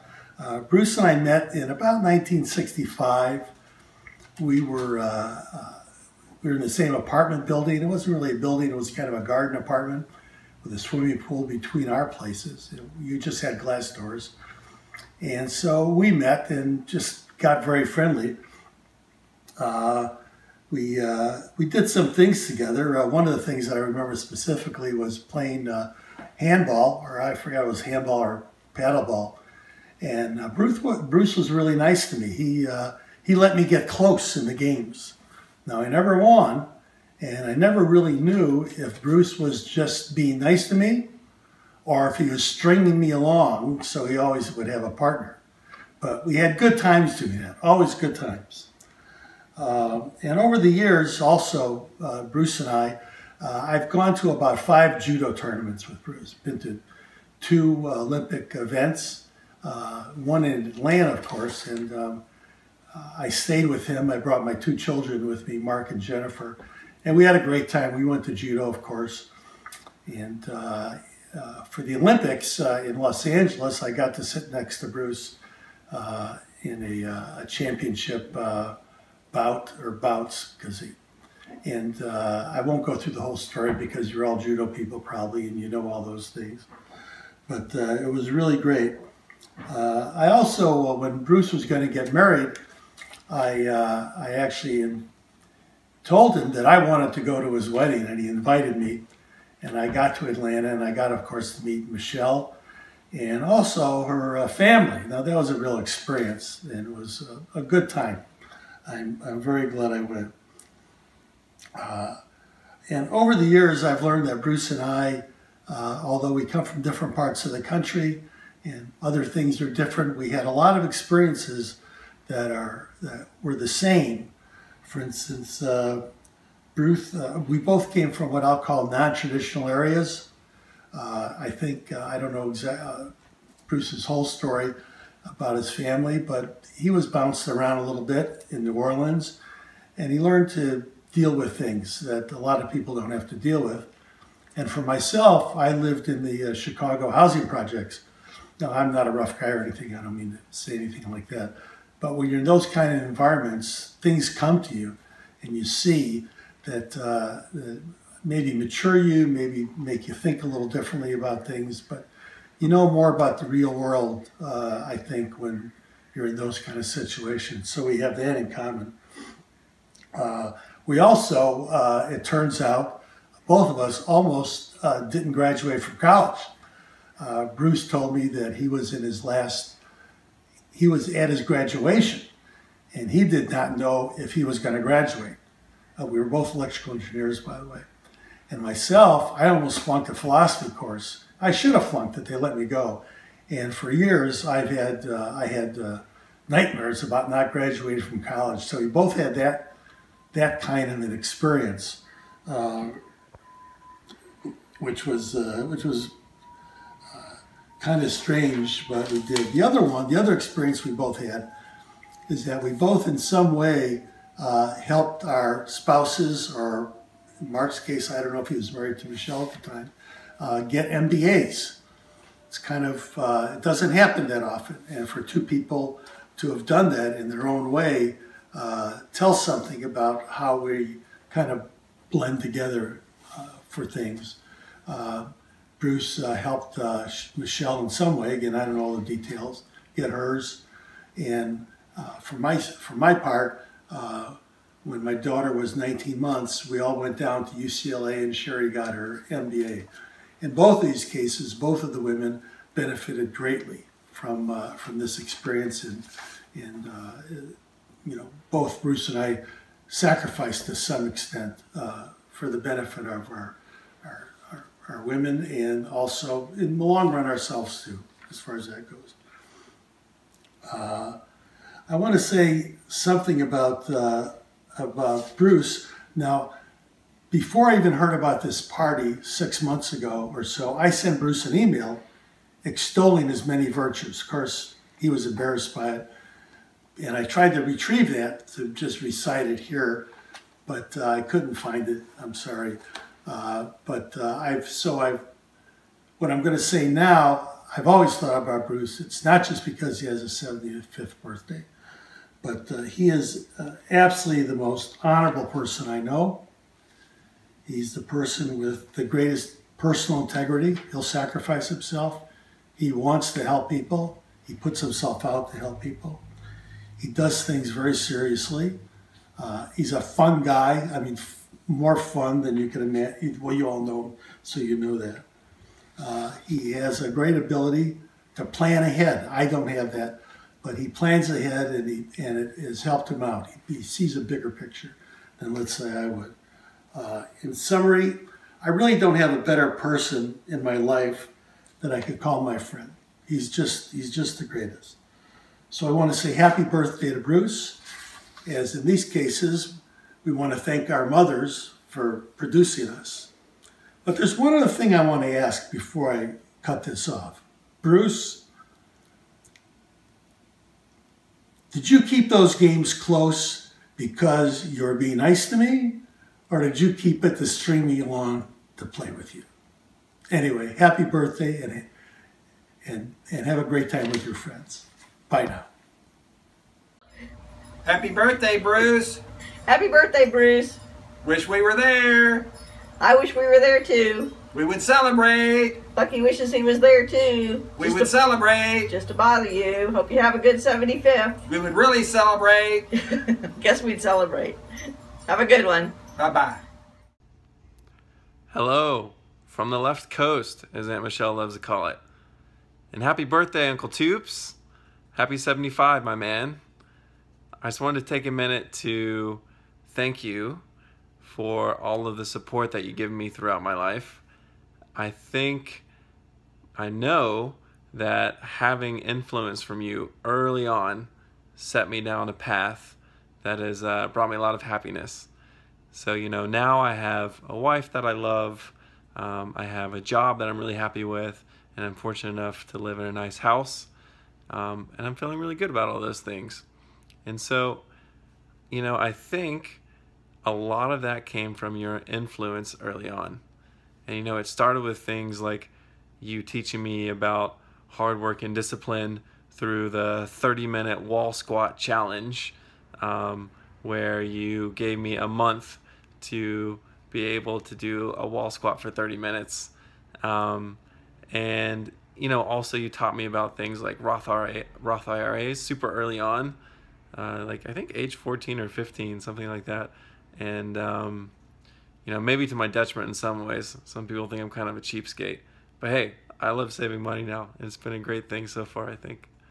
And then I think also on the education front, so of course you very generously helped me throughout college.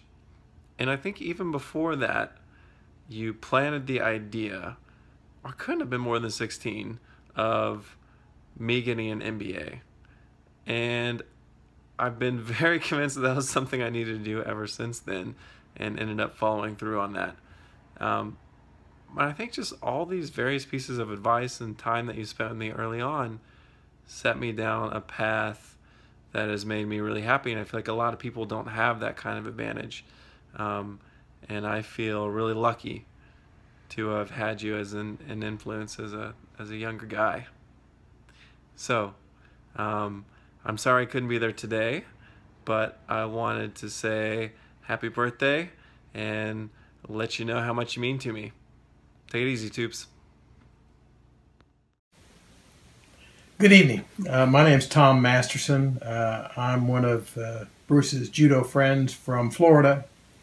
I want to start out by saying that Bruce has to be crazy to mix judo friends with people with any level of sophistication, but the decision has been made, and so I wanted to give you a few thoughts this evening on this prestigious event, your 75th birthday. Let me start out by saying that I'm disappointed that I can't be there. Bruce Toups is probably my oldest friend. We're not particularly good friends, and he hasn't been my friend for the longest, but he really is old. At 75 years of age, he probably ought to start shopping for a nursing home in the near future. In about 1971 or 72, our friendship began, and it has lasted for over 40 years with lots of smiles, lots of laughs, and many wonderful memories. From about 1980 through 1988, Bruce was the director of development for American Judo. He was my boss. I was one of the many people who worked under his guidance, and it's a time when American Judo flourished. We had a gold medal in the men's division at the World Championships. We had multiple Olympic medals. We had some great times and great memories, and Bruce should be credited for the great success that American Judo experienced during that period of time. It isn't generally known, but Bruce was a great innovator in Judo. That during the early 80s, Bruce had a project that was very secret, during which he had the idea of training chimpanzees to work with the American Judo people. Until tonight, only Bruce and a select few ever were aware of that program, and it was a wonderful idea. We had these mindless chimpanzees that would work out with our judo people and help them train. And I have for you one of the few pictures that's available of the Bruce Toups Chimpanzee Project. These are two of the star apes that were participants in that program.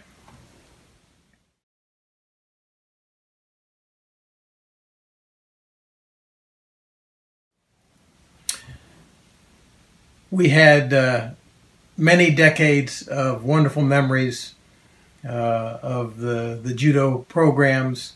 If we go back to the early 70s, the Atlanta Judo Club, the Black Belt School of Judo, and our club in St. Petersburg, Florida, were sort of sister clubs. At every opportunity, we would go to Atlanta for a long weekend and train with our friends. and on occasion they would come to Florida and either compete or work out with us. I have an assortment of photos that we have compiled over the years. Most of them aren't particularly humorous, but as I look through photographs trying to plan this presentation for tonight, it sort of brought a tear to my eye when I thought of the many laughs and times we had traveling the world together.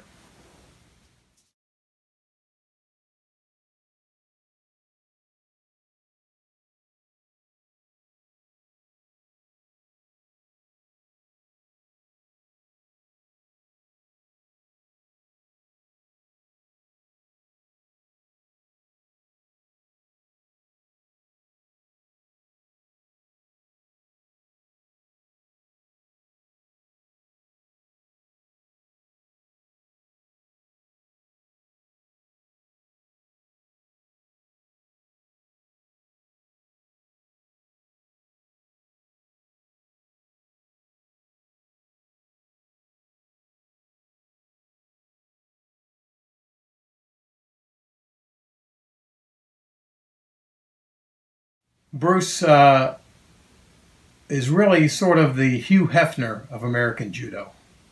I've read many times that the program Charlie's Angels was really modeled after Bruce, who always found a way to surround himself with beautiful women. In the early 80s, I have proof that Bruce Hugh Hefner Toups was the ladies' man.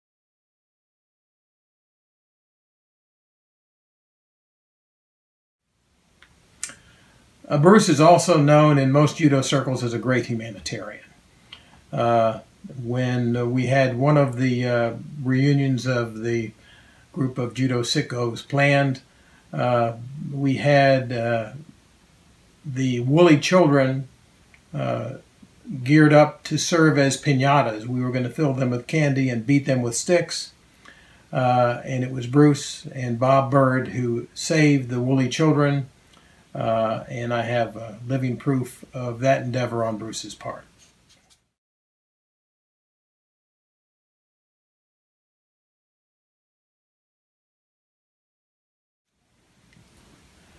Lastly, there is a generation of judo athletes that owe Bruce a debt of gratitude, not just for their training experience, for the success that they enjoyed as athletes under Bruce's guidance, but for making them better people.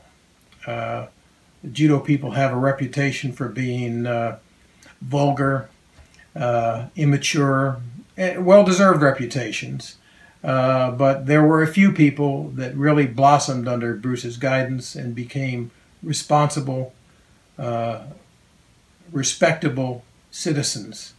And one of those people was Brett Barron, and we have a photograph of Brett showing his appreciation for all that Bruce did to make him the adult and mature individual that he is today.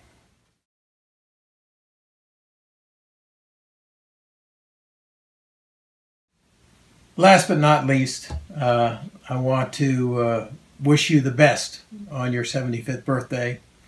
If it weren't for this case of really severe jock rash, I would be there with you celebrating this momentous occasion. As I sat in my office the first time I attempted to do this, I called our friend Dewey Mitchell and said, what should I say? What should I do? And he said, well, take a picture of the certificates that you have on the wall. And I didn't know what the hell he was talking about until I looked and saw the gift that he had left me in my absence. And it has nothing to do with judo. It has nothing to do with the 75th birthday. But I thought that it's a good way to end this by sharing the Dewey Mitchell gift to me.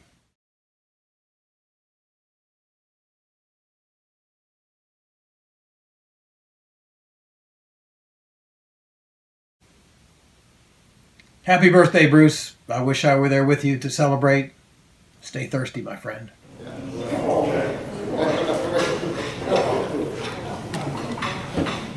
know, when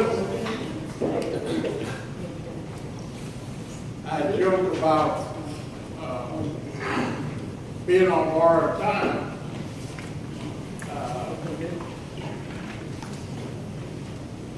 I am serious as well as joking. My dad died at 54. My granddad died at 56. I had my first angioplasty at 55. So, without modern medicine, I would have been right on schedule. So I now have 20 years of what we in Louisiana call lagniappe. That's a little bit extra.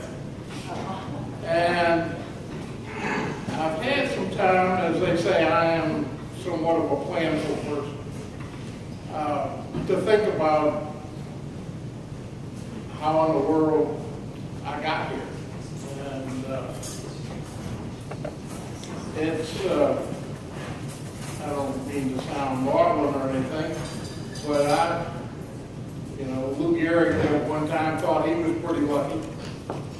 I happen to know that I'm extremely lucky.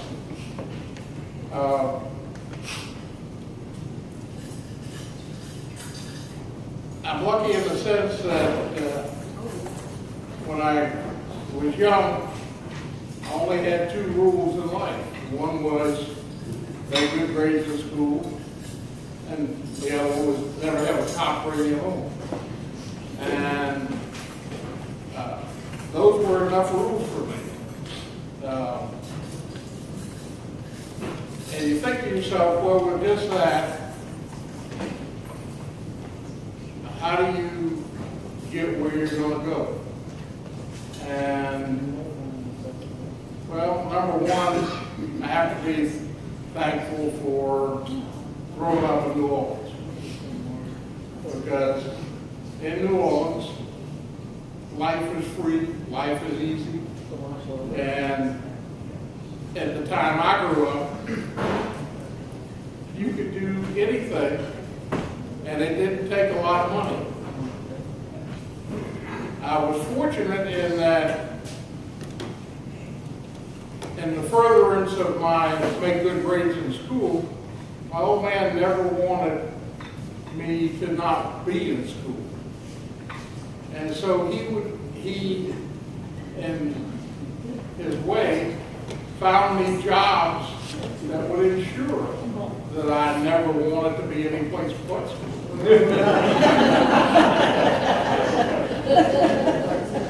It's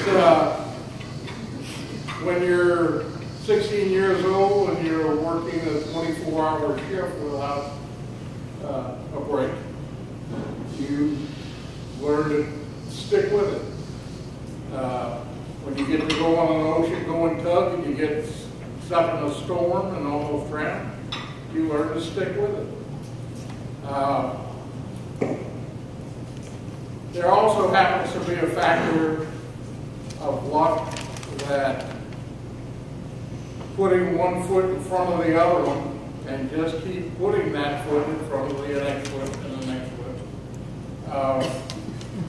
will sometimes yield results. It worked for me. And I have advocated it for other people, but I always knew I wasn't all that smart. And bullshit. And didn't have any particular talents other than stick with it. And so the guy that I had dinner with last night, who was a man whose company I ran for about 15 years, used to say that I reminded him of the wild dogs of Africa. And that the only redeeming trait of them is that once they decide on something being their prey, they will simply stalk it till it dies and gives up and dies. And then they can eat it. Whatever else they want to do. And so, not being all that smart, I just waddled along and got lucky. And the other thing that happened, besides learning to work, and enjoying it. And it was that I stumbled into a judo school. And it was extremely fortunate that it was run by a shyster. Because I had water on both knees and been told that I would never be able to do anything athletically again.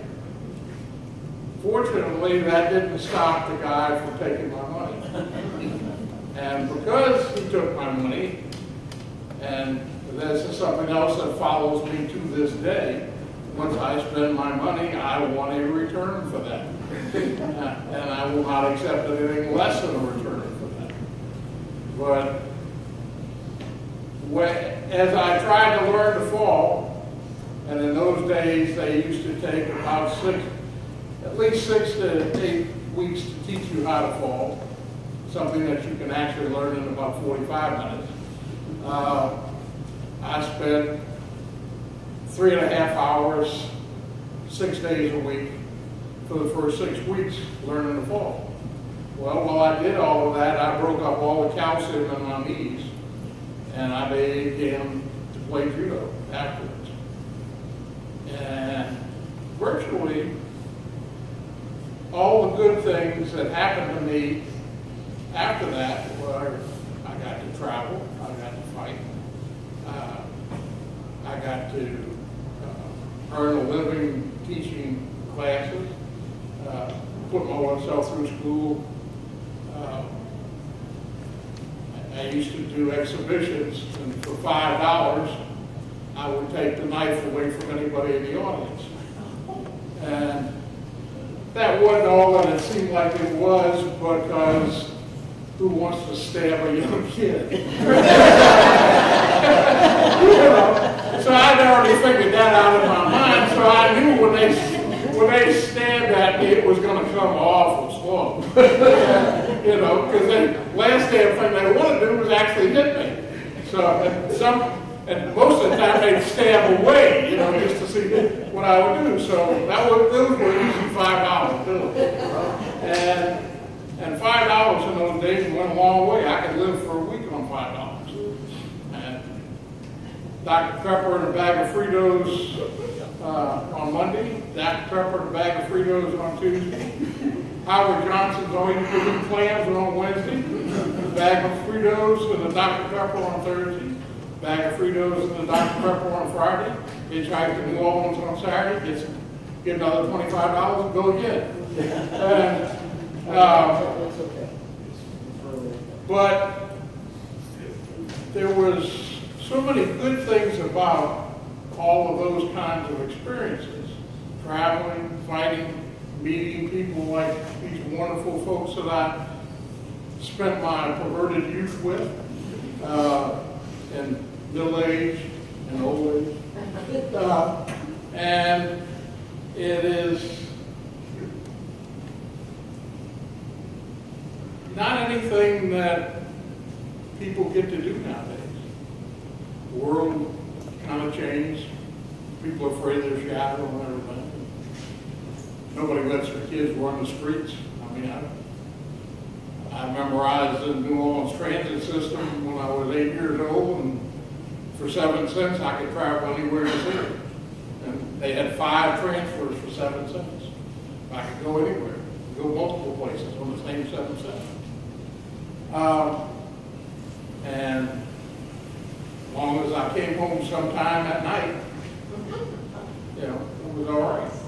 As long as I made good grades and the cop wasn't the one who brought me home. In addition to all of those other good things about judo and travel and fighting, as a student, the man that I worked for 47 years, even when I went back to California for some strange reason, he and I stayed in touch. And when I got through with my MBA, he gave me a job. And the rest was history. One other side benefit of the judo was I met the love of my life. That would be me. That's not not his former wife, that's me. If she had been the love of my life, you wouldn't have been there. That's understood. Thank you. I was probably not the greatest of husbands on the first go-round. May not be the greatest of husbands on the second. Yes, But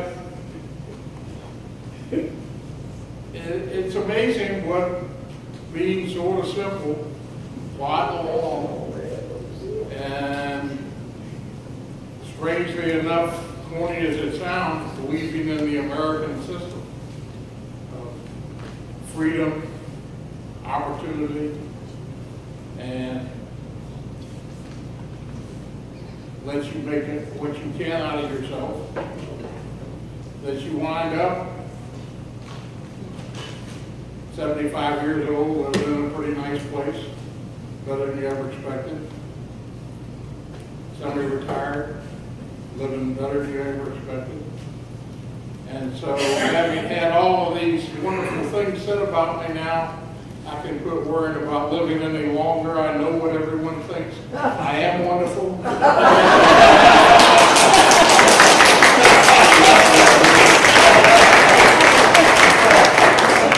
And so I can go to my grave in peace. And Tina, I have a handout for you for Tuesday, which is the system that Dan and I play. I've also given it to Taylor. So when I go, the three of you will all be on the same system. and that should carry you forever because they're much younger.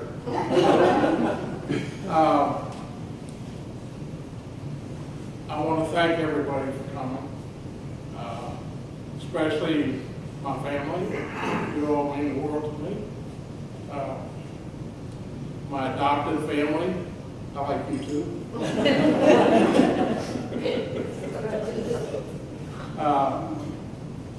My lifelong friends. You may be a little strange, but there's nothing better. Nothing better. To my newer friends, my bridge friends, Michelle's tennis friends, her tennis husband. I like you too.